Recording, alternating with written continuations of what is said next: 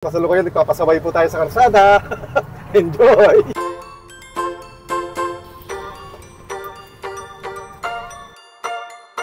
Tarik.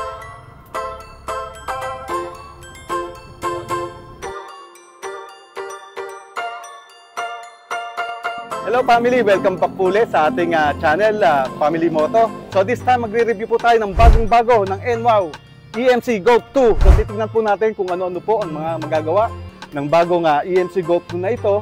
At ipo-full review po natin at para mabigyan kayo ng guide. At titingnan po natin kung gaano itong kaganda at kung ano-ano ang mga downside ng EMC Go 2 na ito. Ito ay merong 1,200 watts, 60 volts at 45 AH na po. So mas pinalakas, mas pinahaba po yung range at mas pinatulin. Nilevel up po nila yung version 2 kaysa sa version 1. So ang laki po ng pagkakaiba, unang-una na po. Ito pong unahan na ito, kung mapapansin nyo, yung version 1 po, mas flat. Tapos ito po, mas pinabalki na. At pagkatapos, meron na po siyang LED light. Meron pong logo ng NWOW. Yan po, kung mapapansin nyo, may bumper na rin po. Ito pong ating windshield. Meron siyang oversized curved windshield. Tempered glass na pa rin po ito. Tempered glass. Yan po, meron na po tayo rito wiper. At kagandahan nito, itong wiper na to, itong automatic wiper po na ito, meron na pong tubig. So ito, tingnan po natin kung nagana yung tubig ng wiper.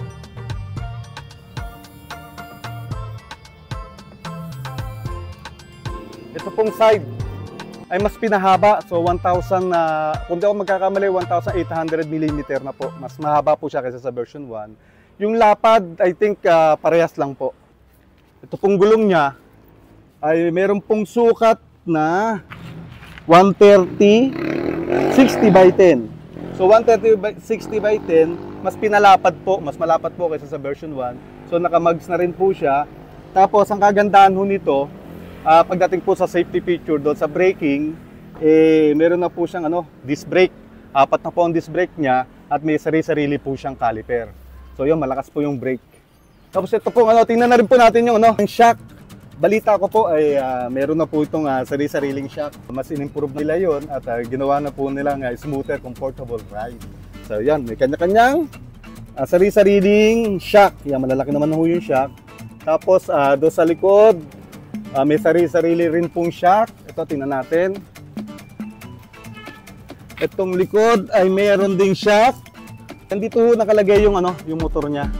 Ito, kung mapapansin nyo, ito pong likod, nandito po yung yung backup camera, which is naka-built na po, built-in siya, may sariling lagayan, maganda. So, yung rear brake light niya po, rectangle, so parang matigas po siyang tingnan. Bagay na bagay doon sa pag-square ng kanyang likod. So may bumper na rin po rito, LED na rin po ito, I think. Tapos ayan po yung mga ilaw niya. Tapos dinikitan po nila ng emblem dito ng EMC Go 2. Ayan po, naka-indicate po dyan. So kahit na nakatalikod, I think parehas po naman to sa version 1 Ito po yung dinagdag nila. Yung lagayan na basket. So stainless na po siya. So pag mamamalengke kayo sa mga mamshi dyan, mga lola-lolo, na gustong mamalengke, mas mapapadali na meron po kayo lalagayan dito. So ito po yung mga dinagdag. Tapos ito po, meron po siyang ito po sa taas, yung turning light. Andito rin po, dito po, turning light, brake light, mag-iniilaw rin po yan. Ito pong bagong nila, trapal, maganda na rin po ang klase.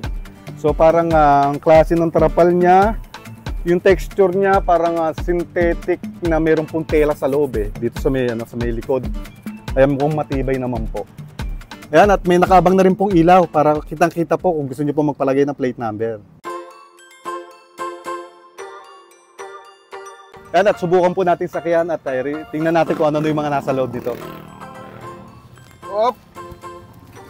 Yan yung aking headroom. Ayan, halos kalading dangkal po yung headroom po. So 6'1 po ang height ko. Tapos yung legroom po, malaki. Tapos itong manubela, tamang-tama naman po. Hindi po tumatama sa tuhod. Although malaking tao po ako.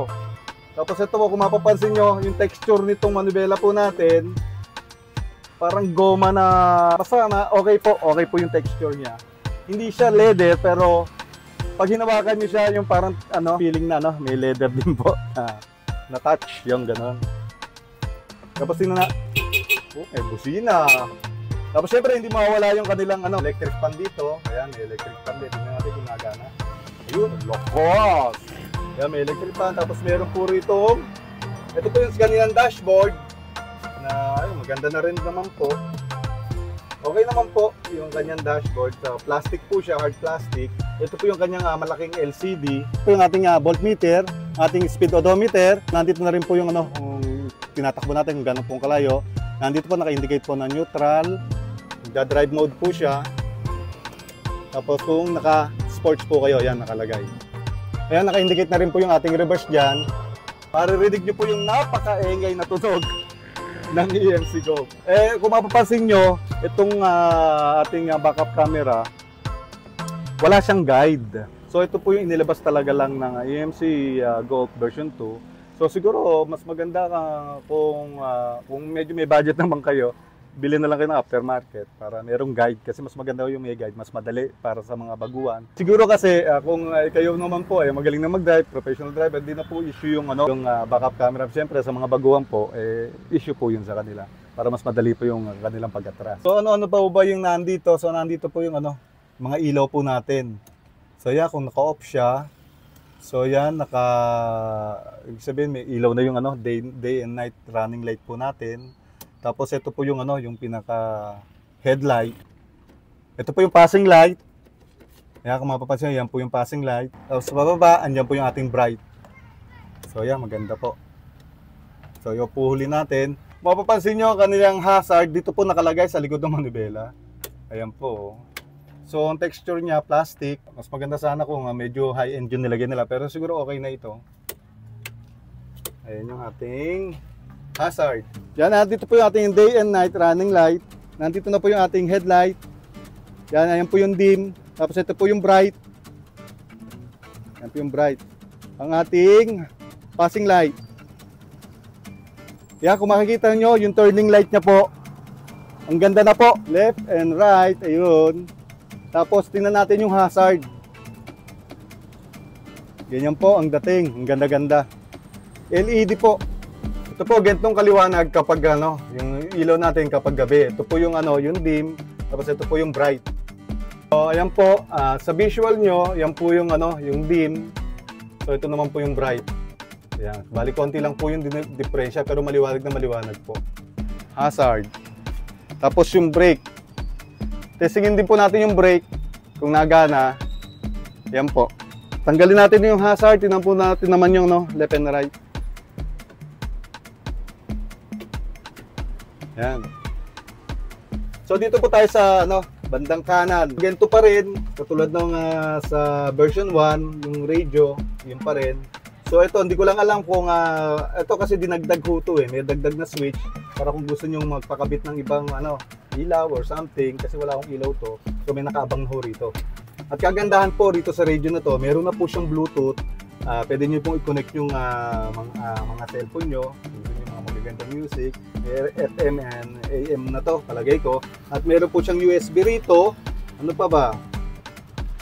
Kaya ito po yung turn and off, volume. Madali naman po yung i-maniobra. Tapos may dalawang malaking speaker po rito. So malakas po itong speaker ngayon ng version 2. Parang automatic na rin talaga na sasakyan. Ito po yung ating brake. Nandito po yung accelerator. Yan, para kung dahan-dahan lang mabilis na ho yan. Tapos nandito po yung kanyang handbrake. So isasagad nyo po pag yan, handbrake po. Tapos angat nyo lang po ng konting ganyan, pindot, baba lang. So always handbrake kapag titigil po kayo para safety. So dito, ang capacity, siguro dito po dalawa. Dalawa po. Tapos dito mga dalawa rin siguro. Pero malaki po yung kung mga payat kayo siguro makakasya tatlo. Pero advisable po, dalawa lang talaga, mga apat lang po. Yun po ang isa sa nakikita kong downside nito, ito pong accelerator, tapos ito pong brake niya, masyadong nasa gitna po. So kung yung inyong passenger ay nandito, yung katabi nyo, medyo, ayan po, makikita nyo yung paa. Ayan didikit po rito So abala po para sa driver. So magiging parang mas maganda kung driver na lang talaga po yung sasakay, or else, gigento na lang po yung para hindi mo maabala yung driver sa pag-apak po. May tatlong klase ng drive po. So, nandito po yung neutral natin. So, pag sinabing neutral, siyempre, hindi po siya tatakbo. Tapos, nandito po yung reverse. Tapos, yung neutral po, gusto nyo po mag-drive. Anyan po yung, yung regular na drive po. So, tumatakbo po ito ng at least 35 to 40 kilometers per hour. Tapos, nandito po yung speed or yung sport po kung tawagin na mas mabilis kung tumakbo. So, aabot po ng 50 to 55. Depende po yun sa ating weight load. Ito, punta ko tayo sa, sa likod. Ayan, kung mapapansin nyo, yung legroom ho natin, malaki pa. 6'1 po ang height ko, so may kahabaan po ang tuhod ko. Itong texture nitong ating itong upuan, parang yung soft leather po ang texture niya. Tapos malambot. Pero palagay ko ito synthetic kasi hindi po pwedeng genuine leather to. So synthetic ho siguro, pero maganda po, maganda yung tsaka malambot pong upuan. Tsaka ito pa pala pagdating sa ating safety syempre, meron ho silang dinagdag na seatbelt po rito. So ito, maganda. Isa may dalawang seatbelt po rito sa likod at may dalawang seatbelt din po doon sa harapan. Mapapansin niyo ito yung sinasabi sa inyo, synthetic po sa labas yung yung texture, tapos ito po tela yung nasa likod. So parang doble. So may matibay naman po. Maganda.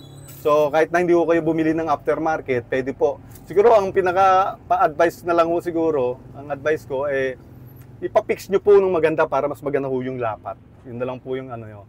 Pero sayang po kasi kung bibili kayo ng aftermarket, maganda po yung kanyang trapal, maganda po. So ito po, tingnan po natin itong napakalaking storage. Sa version 1, nandito po sa likod. Ngayon, nandito po sa harapan. So napakalaki po. Tapos nandito na po yung yung battery.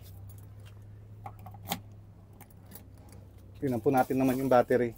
So yan, 60 volts. So 12 volts kada isang battery. So 5 po ito, 1, 2, 3, 4, 5. So 60 volt po. Yan po, safe na safe ang ating battery. Ayan, bali dual storage po. Isa sa harapan, isa sa likuran. At ito nga pala, dagdag ko. Meron po siyang tatlong hawakan dito na ganito. So ayan, maganda po. Tapos siyempre, meron pong itong yung armrest nyo, ito. Hard plastic. Tapos yung mga bakal, kung napapansin ko yung mga bakal, talaga makakapal naman po. So maganda naman po. Tingnan po natin. So punta ho tayo rito sa sa trapal pag binaba natin kung ano po yung itsura. Ito po ang kagandahan dito. Idadagdag ko lang po, yung zipper niya sa labas at saka po sa loob. Tsaka maganda, malalaki po, matibay po ang pagkakagawa. Ayan, zipper nyo lang po siya. Tapos, meron po siyang rito Yan, ito po yung sasabit nyo lang bunggay niya para hindi naman pumapalaypay yan. Tapos itong isa yun, nakasabit din ho. Ito, pasok po yung hangin. Ngayon kapag umulan po, inabutan kayo, accidentally inubutan kayo. Siyempre, tayo naman, yung mga may e-bike, hindi naman talaga gumagamit yan kapag naulan o nabagyo Kaya inabot lang po kayo ng ulan sa daan, ibaba nyo lang po ito para hindi po papasok yung tubig. Tapos may zipper din po siya na separate. Yan po. So hindi na po siya papasukin ng tubig. So nga pala, ito kung mapapansin niya, ito po yung bubong natin. Hard plastic po siya. So mas pinatibay, mas tumigas po siya. Maganda kaysa sa version 1. Kasi yung version 1, nung napansin ko, medyo malambot po. Ito po, matigas na. Makapal na ho. Yan po, magte-test drive po tayo. So ito po yung yung ating key. So yan, maganda rin po, elegante. So hiwalay po yung bali dalawa po ang susi nito. Isang remote, tsaka isa pong ito, manual. So sa pagsakay po, ganito po pag-operate. So lagi nyo pong pang unang sakay, lagi po yung unlock. Pag narinig nyo po yan, tsaka nyo lang po sususian. Yan, ready to go na po tayo. Test drive na po natin.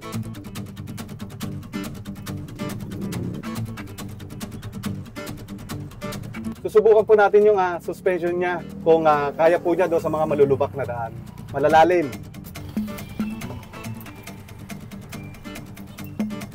Okay na okay po. Lakas ng motor. Kayang-kaya. So malakas po siyang humatak. Good job and wow. Malakas po siya. Yung matigtig po, medyo nabawasan po talaga dito sa version 2. So maganda po yung yung suspension niya na inilagay po rito. Dahil medyo naging smooth na po. Hindi na po masyadong matunog pati yung paligid. Although meron pa hong tig-tig ng konti, so hindi naman mawawala yun dahil maliit po itong sasakyan na ito.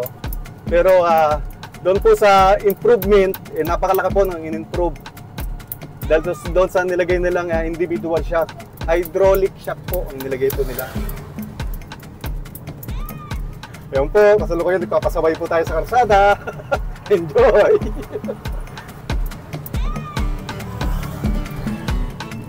Ganda po ng animation ng pag natakbo ng LCD screen. Inaikot-ikot sa kulay green sa ating test drive. Masarap na po siyang i-drive. Hindi na po masyadong matagtag. Tapos at the same time, yung power, medyo mas malakas na po talaga. Mag-enjoy na po kayo. Oh, suabe! Testingin natin sa mga humps. Ito medyo matiterek na humps po ito. Suabe.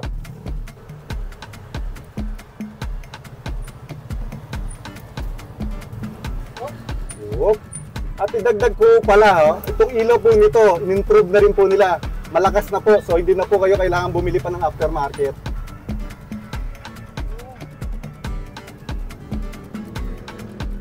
Kamusta naman yung turning ratio niya? Yan, tignan natin ating turning ratio. Iikot tayo. So, sasakop siya ng 1, 2, 3. Hindi kaya. So, downside, yung downside niya po, turning ratio ay medyo konting-konti pa lang ho ang pinagkaiba. Halos parehas ho ng Golf 1 turning ratio niya. So, maliit lang po, maliit pa rin. Ayan ang liit pa rin po. So ano po tayo rito, honest review. So ayan. Kaya kung makitid po yung daan, palagay ko makakailang balik po kayo bago kayo makaliko. Siguro mga 2 balik, 3. Pero ayan mahataw talaga. Bilis. Sa susunod nating vlog po, yung top speed nitong EMC Golf 2 ng NWOW ang ipapakita namin sa inyo. Yan, sasampaw tayo rito sa Matarik. Kayang-kaya eh. Tapos yung brake niya, napakalakas po. Napakalakas ng brake. Kasi syempre, 4 na yung disc brake nito. Kaya sobrang lakas po. So nandito na po tayo sa hinihintay po ng lahat kung magkano po yung price po talaga nito. So ito po ay mapapasahin nyo sa halagang 128,000 SRP. So kung sa cash basis, tsak meron pong promo. So humabol na po kayo until January 31. Tsak na meron po yung promo pa. So sana po mapanood nyo po ito nang hindi pa umaabot ng hindi pa lagpas ng January 31 para makahabol po kayo sa promo. Comment down below po kung nagustuhan nyo po itong EMC Golf 2 ng NWOW. Kung maganda po sa inyo, sabihin nyo po okay.